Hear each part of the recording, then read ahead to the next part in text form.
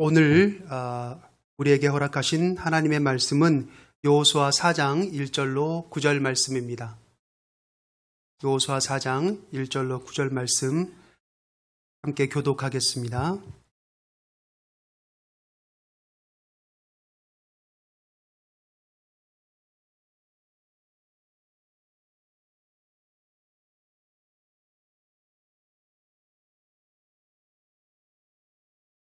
그 모든 백성이 요단을 건너가기를 마침에 여호와께서 여호수아에게 말씀하여 이르시되 백성의 각 지파에 한 사람씩 12사람을 택하고 그들에게 명령하여 이르기를 요단 가운데 제사장들의 발이 굳게 선 그곳에서 돌 12를 택하여 그것을 가져다가 오늘 밤 너희가 유숙할 그곳에 두게 하라 하시니라.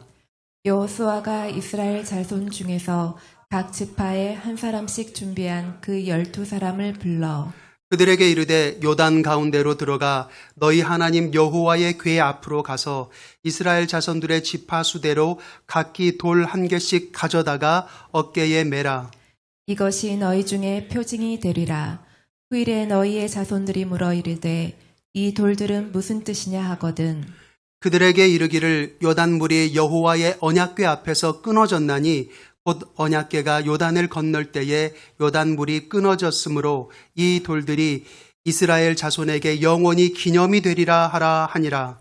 이스라엘 자손들이 여호수아가 명령한 대로 행하되 여호와께서 여호수아에게 이르신 대로 이스라엘 자손들의 지파의 수를 따라 요단 가운데에서 돌 12를 택하여 자기들이 유숙할 곳으로 가져다가 거기에 함께 두었더라. 읽겠습니다.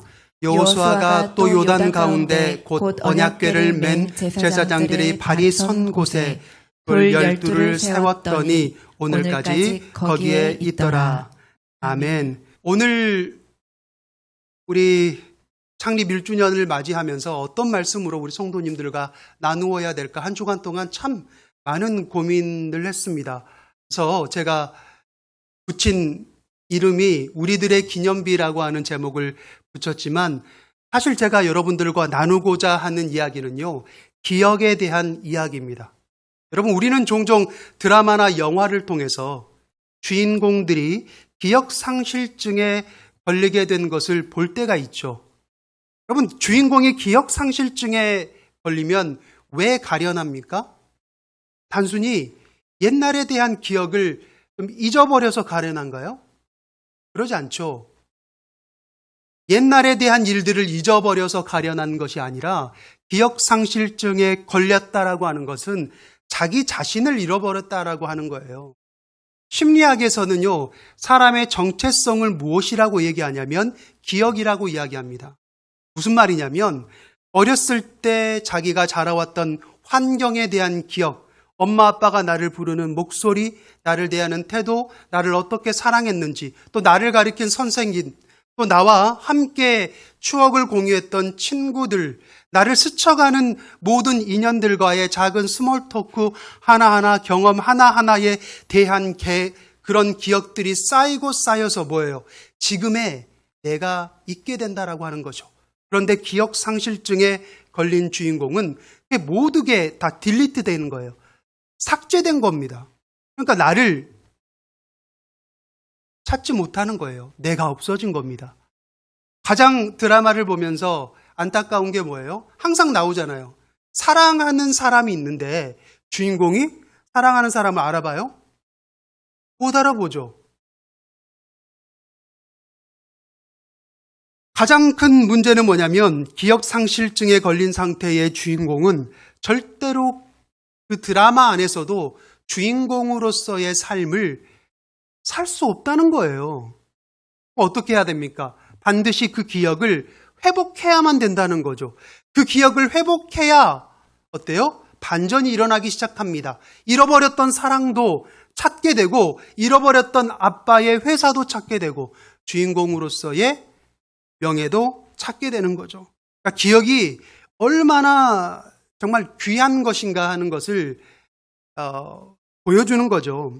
자, 오늘 본문은 하나님께서 이스라엘 백성들에게 절대로 잊지 말아야 할 것을 가르쳐주고 있는 본문이에요.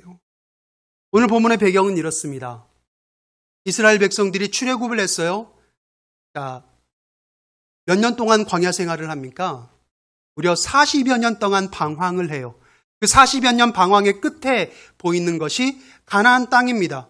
눈앞에 이제 약속의 땅이 보여요. 그런데 그 약속의 땅을 달려 들어가면 되잖아요.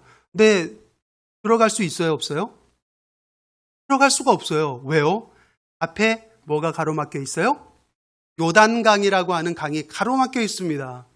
여러분 40여 년의 시간 동안 정말 많은 세월이 있고 많은 달과 많은 날이 있었지만 하필 그들이 요단강 앞에 섰을 때는 하필이면 3월이나 4월이었어요.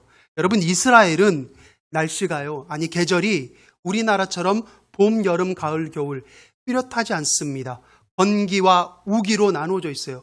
건기가 뭡니까? 비가 오고 아니죠. 우기가 비가 오고 건기는 메마른 계절이죠. 건기와 우기로 나누어져 있는데 비가 올 때가 언제냐? 우기가 딱 3월에서 4월 달이에요. 많이 와봐야 5월 초순입니다. 그런데 하필이면 이때에 도달했어요. 물론 이스라엘은 우기라 해도 비가 많이 오진 않습니다. 그런데 헐몬산이라고 하는 산에 눈이 쌓여 있어요. 이제 그 쌓여 있는 눈이 녹아내리기 시작하면 거의 범람할 정도로 어때요? 만수가 됩니다. 자, 강을 건널 수 있어요, 없어요? 강을 건널 수 없는 거예요. 그런데 하나님의 놀라운 능력으로 그 요단강을 마르게 하시고 다시 한번 마른 땅같이 그 광야의 2세대가 요단강을 하나님의 능력으로 도하해냅니다. 건너가게 돼요. 성경에 보면 물을 마른 땅같이 건넌 사건이 2번 나오잖아요. 첫 번째가 언제입니까? 홍해 바다를 건넌 출애굽 때 막 시작했을 때이고, 2번째가 광야 2세대가 바로 약속의 땅인 가나안 땅을 들어갈 때 2세대가 마른 땅같이 요단강을 건너서 들어갔다는 겁니다. 엄마 아빠에게 말로만 들었던 하나님께서 물을 마르게 하셔서 내가 마른 땅같이 들어왔다라고 하는 이야기를 광야 2세대는 경험해 보지 못했지만 하나님의 능력으로 그것을 경험하고 하나님과 함께 가나안 땅에, 약속의 땅에 들어간 거예요. 자, 그러면 여러분 생각해 보세요. 여러분, 이 사건이 이스라엘 백성들에게는 어떤 의미겠습니까? 여러분, 어떤 의미겠어요? 다른 건 몰라도 여러분, 이거 잊어버릴 수 있는 사건입니까? 여러분 생각해 보세요. 내 앞에 물이 갑자기 건너야 되는데 하나님께서 갑자기 나타나셔서 불가항력적인 능력으로 탁 가르고 밑에가 축축할 텐데 뻘이잖아요. 그런데 거기를 마르게 하셨어요. 그리고 내가 내 신발에 도장이 찍히지도 않고 건너갔다? 여러분, 이런 일을 만약에 여러분이 겪었다면 어떻게 이거를 잊겠냐고요. 잊을 수도 없고 잊어서도 안 되는 일이죠. 그래서 하나님께서는 이 일을 이스라엘 백성들에게 절대로 잊지 말라고 세우게 명령하신 것이 바로 무엇이냐면 오늘 저와 여러분이 함께 읽었던 12돌의 기념비입니다. 왜 12개의 돌인가요? 이스라엘 지파가 12개의 지파인 거예요. 그래서 그 12개의 지파를 예표할 수 있는 돌 12개를 거기에다가 쌓은 겁니다. 자, 그런데 여러분 생각해 봅시다. 기념비를 쌓는 이유는 뭡니까? 우리 수학여행이나 어떤 여행 가면 기념비 같은 거 많이 보잖아요. 이유가 뭐예요? 거기에 글이 적혀 있더라고요. 왜 글이 적혀 있습니까? 이걸 기억하라는 거죠. 잊지 말라는 거예요. 자, 그러면 기념비를 세우는 데 있어서 여러분 뭐가 제일 중요하겠어요? 장소가 중요하다는 겁니다. 어디에 세우냐가 중요하다는 거예요. 좋은 장소에 세워야 되고 사람들이 많이 볼 수 있는 장소에 세워야 돼요. 그런데 하나님께서 기념비를 세우라고 하신 그곳이 여러분 심상치가 않습니다. 어디에 세웠는지 여러분 보실까요? 오늘 본문 9절에 보니까 이렇게 나와 있어요.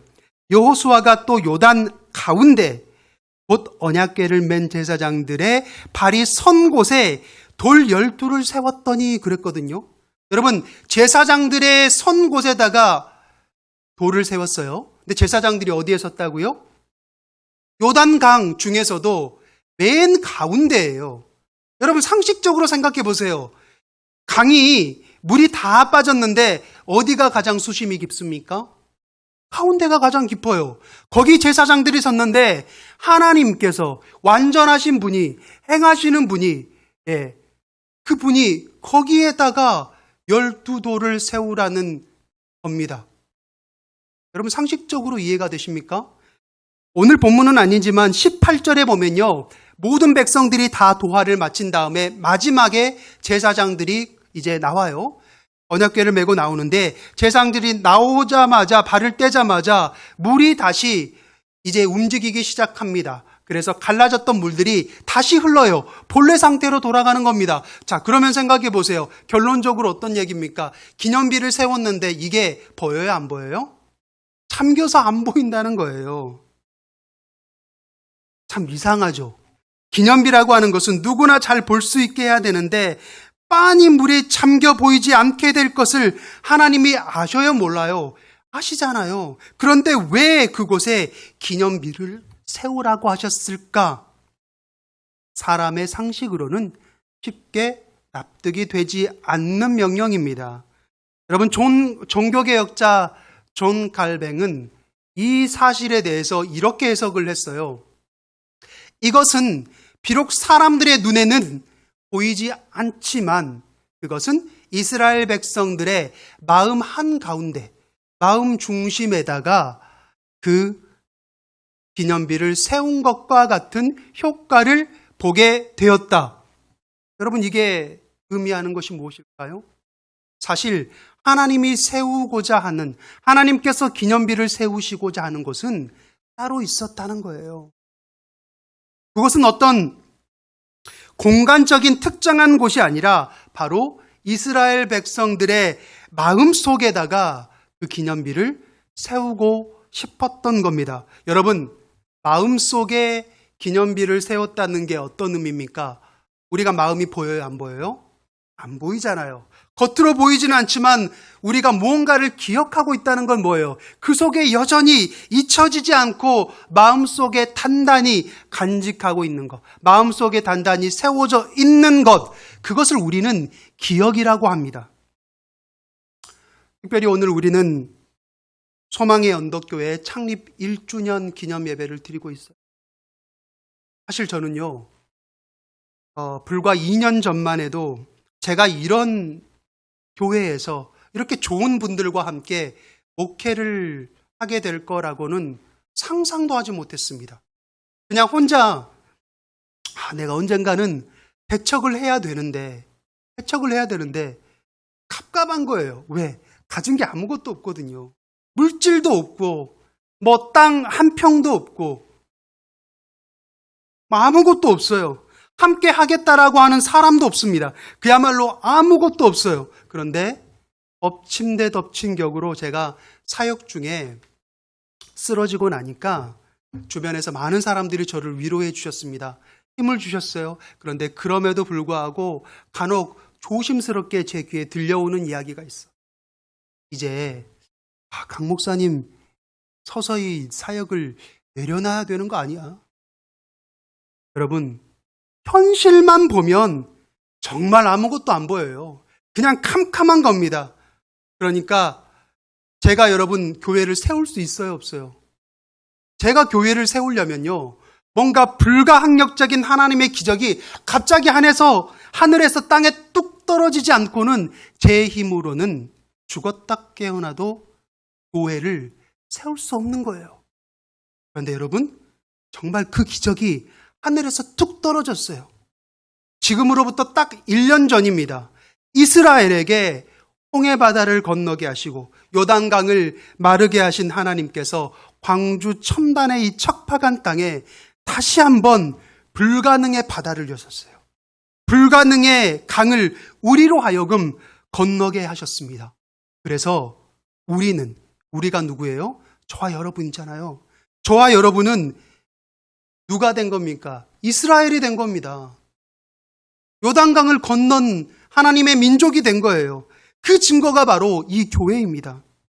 그러므로 여러분, 이 교회를 세우신 하나님을 기억하는 것은 오늘 저와 여러분이 세워야 할 기념비라는 거예요. 뭘 기억하라는 거야? 몰라. 하나님이 교회를 세우셨대. 여러분, 그 정도가 아니라요. 이곳에 소망의 언덕교회라는 교회가 세워지는 일은 아예 불가능했었다는 겁니다. 정말 불가능했어요.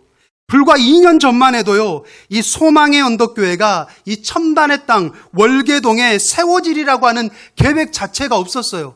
저는 이 땅을 보지도 못했어요. 왜? 너무 비싸잖아요. 광주에서 제일 비싼 땅이잖아요. 제가 어떻게 여기에 들어옵니까? 아무것도 가진 게 없는데 마음만 있죠. 첨단의 교회가 있다면 얼마나 좋을까? 마음만 있지 계속 담양이나 어디나 시골 쪽에 보거나 정말 허름한 어떤 지하를 가서 본다거나 그런 정도밖에 못했어요. 사실 그것도 마음만 있었지 기도만 할 뿐이었어요. 물론 이름도 없었죠. 소망의 언덕교회는 하나님이 이곳을 저에게 허락하시고 주신 이름이었거든요. 그 계획이 없었으니 오늘 저와 여러분이 이렇게 만나서 지금 너무나 행복하게 1주년 기념이라고 예배 드리고 있는 이런 인연이 되었잖아요. 그런데 이런 인연이 여러분 될 거라고 하는 계획이 애초에 있지도 않았어요. 불과 2년 전만 해도. 그런데 여러분 이 기이하고 불가사의한 일을 누가 처음부터 스케치하고 이것을 빌드업 하셨습니까? 바로 우리의 하나님이 하셨다는 겁니다. 그래서 우리 소망의 언덕교회는요, 어떤 분들이 우리 교회에 다니시는 줄 아세요? 불가능의 강을 건넌 분들이 다니는 교회가 바로 소망의 언덕교회라는 겁니다. 여러분들이 아무것도 아닌 것 같죠? 아니에요. 여러분들은 불가능의 강을 건넌 분들이에요. 여러분 물어봅시다.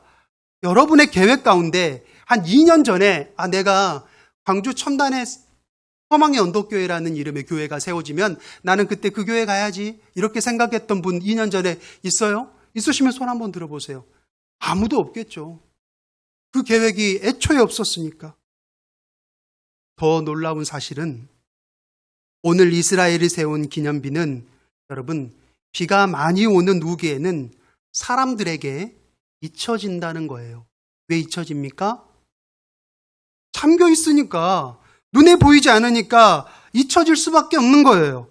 이스라엘은 건기와 우기가 명백하다고 했잖아요.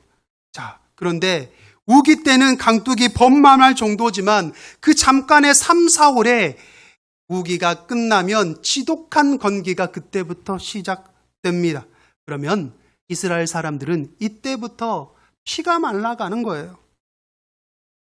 이 지독한 건기를 또 어떻게 견뎌야 되나? 벌써 여름이 되어져 가니까 올해 여름은 10월 달까지 덥다고 하는 그런 얘기를 들으면서 다 하는 얘기가 올 여름을 어떻게 견뎌야 하나 이런 얘기들을 많이 하더라고요. 그런데 이스라엘은 그냥 1년 내내 건기라고 생각하면 돼요. 어떻겠습니까? 온통 걱정과 근심으로 삶을 살아가는 거예요. 그러면 목이 마르죠. 농사 지을 수 있어요? 물이 있어야 농사를 짓죠. 그런데 농사만 못 짓는 게 아니라 초목이 자라지 않으니까 이스라엘 백성들이 제일 크게 생각하는 산업, 축산업, 가축들도 키울 수가 없는 거예요. 가축들이 오히려 죽어갑니다. 결국 모든 사람들이 의지하는 곳이 어디겠어요?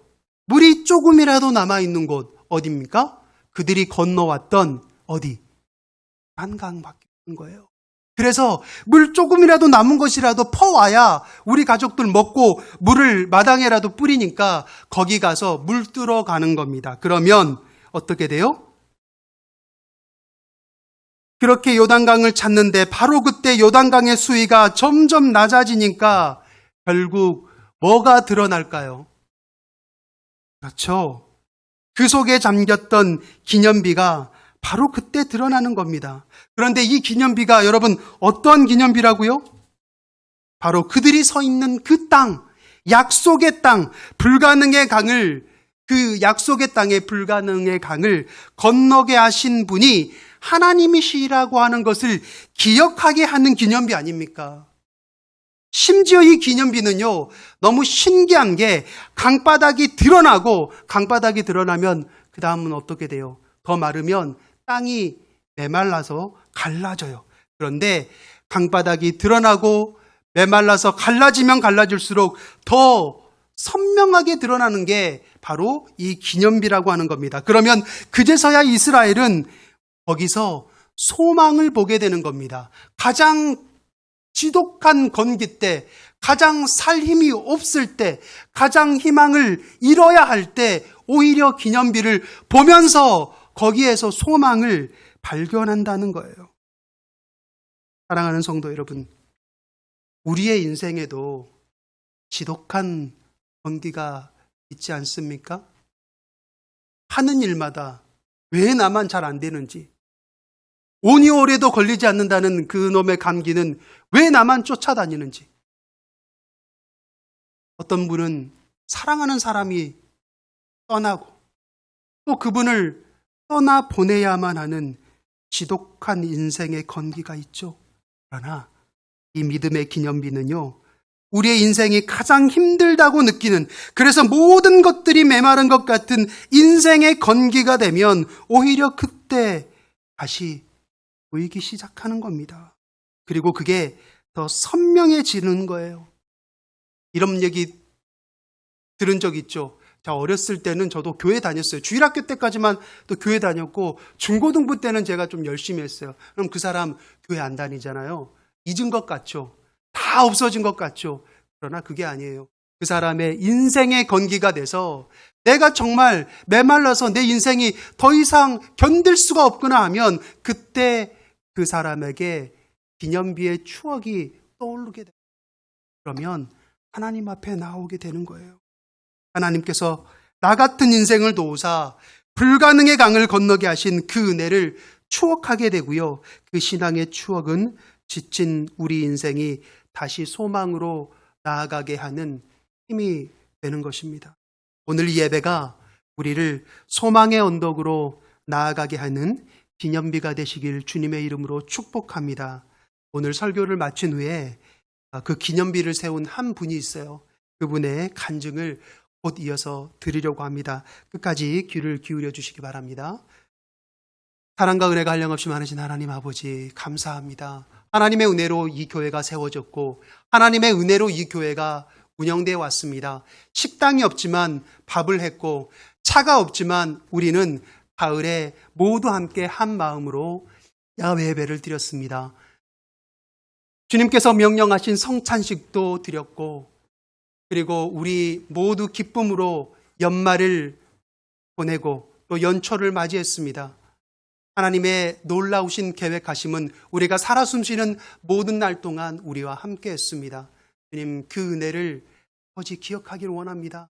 나를 통해서 불가능의 강을 건너신 하나님의 놀라운 은혜를 우리가 기억하며 하나님의 섭리를 알고자 하고 서로 고백하고자 합니다. 주님, 예배가 끝나고 간증을 할 때 주님, 나의 간증으로 함께 아멘으로 화답할 수 있는 우리 모두가 될 수 있도록 주님 인도하여 주시고 함께하여 주시옵소서. 예수님 이름으로 기도드립니다. 아멘.